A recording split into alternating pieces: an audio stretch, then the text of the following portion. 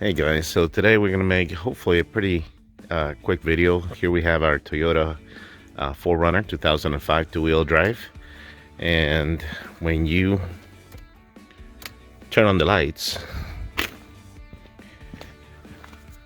you can see the tail light on the driver's side is on, and the tail light on the passenger side is off. So we're gonna be replacing that light bulb. Alright, so the first thing we're gonna have to do in order to access the light is to get access to the cover that goes to the light. All you need is a small flathead screwdriver, and it just pops off. So as you can see, when we get the cover off, you'll be able to see the three lights, the three rear lights. There's one, there's the second one, which is the tail light, the one that we're going to replace, and one above. In order to get this light out, all you have to do, get a hold of it, you're going to turn it, and the bulb's going to come off. So now that we got the bulb off, we're gonna replace it with the new bulb, and the new bulb we're going to be using is a Sylvania 7443. This is a very inexpensive bulb. You can find it in AutoZone, you can find it in Walmart, O'Reilly's, number of different parts, not very expensive. So we're going to remove this light bulb, just like that.